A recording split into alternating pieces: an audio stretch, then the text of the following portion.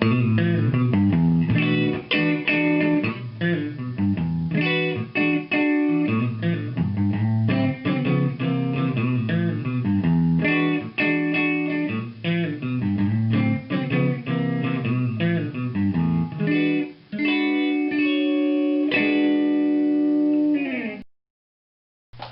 folks, for years I've been showing you how I make really careful measurements to set up a guitar properly. But it's clear to me that not everyone has all the fancy tools that I sometimes use. And sometimes you just need to do a setup in a hurry. You might be at a gig, you might be on the road, you might just not have the tools available for some other reason. So I want to go through a real quick checklist of how to set up a guitar without a lot of fancy tools.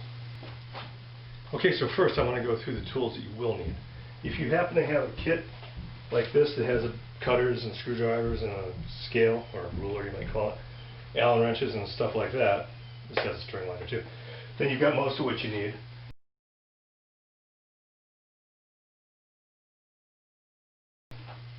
For the guitar I'm looking at, I need a 4mm Allen wrench and a 1.5mm Allen wrench and a capo, and I'll show you what we're going to do with those. Okay, so the first thing we want to do with any guitar setup is we want to first evaluate how the guitar plays. I won't even need any amplification for this. It's roughly tuned up to pitch, and the first thing I notice is I get some fret buzz right on the open strings and almost up there too, yeah, on the low frets. Yeah, so I'm getting some fret buzz. So, and the action is extremely low, which I like. It's very easy to play. But the sequence in which we do things is we check relief, then action, then we check the nut, and then we adjust pickup height if necessary.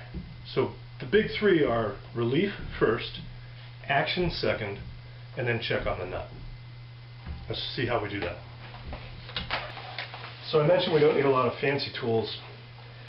The relief you want on a Stratocaster type guitar is around 12/1000ths of an inch at the 8th fret.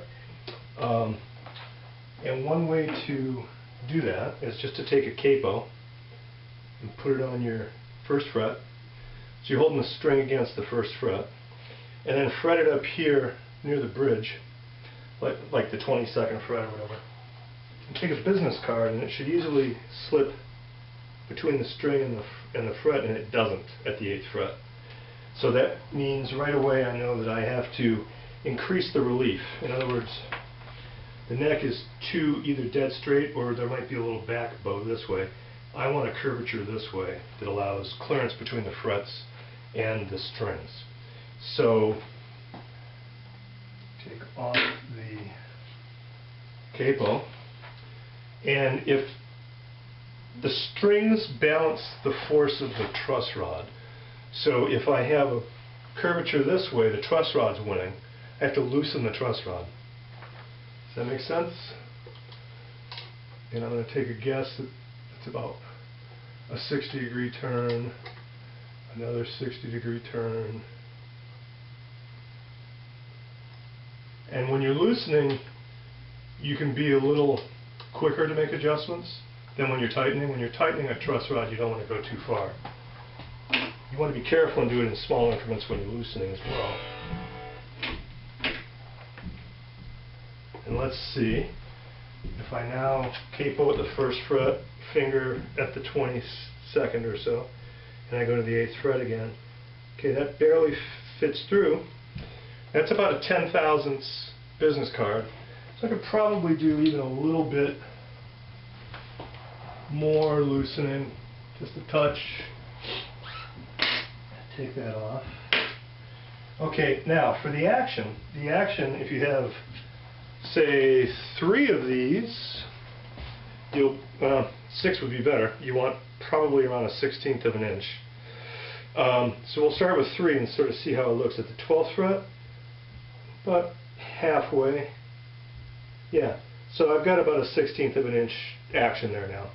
And it's probably a little bit less on the high E. Yeah, it's more like 45 to something like that.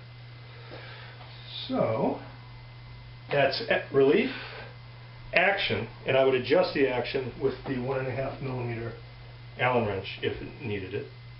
But we're in pretty good shape now.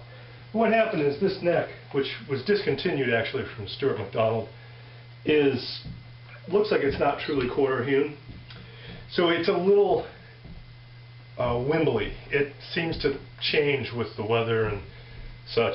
So over time, I need to change the relief, change the truss rod adjustment. Let's see how we're doing on tuning.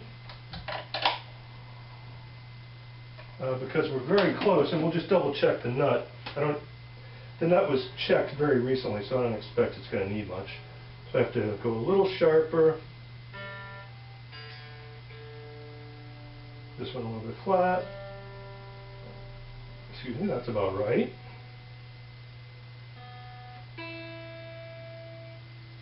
Okay. Intonation needs a little work, perhaps. Not too bad. And how do we check the nut? So one way to do it is if we put the capo at the 3rd fret, we should have about 3 to 5 thousandths clearance here. Now, if you do have the scale, or the ruler, whatever you want to call it, you can try and measure with that. And my eyes aren't really good enough to do that. I'd have to wear a jeweler's loupe to get a better idea.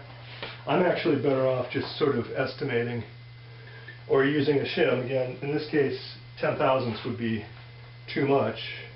Yeah, that's a little tight, but I can tell by how much it displaces and also how much it displaces when I tap. But that's between around 5 thousandths of an inch, probably. 1/8 of a millimeter. The other thing you can do is check the clearance at the 1st fret with no fretting. And that could be between 10, 15, maybe 20 thousandths of an inch, which is a little more than a business card. And that's about what I have. So let's see how this sounds. And that's a real quick setup: 1, 2, 3, relief, action, and then nut.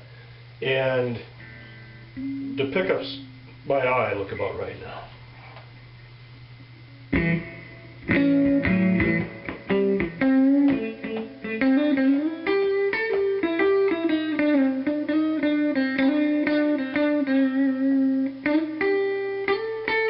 So it plays much better. I'm not getting the fret buzz here.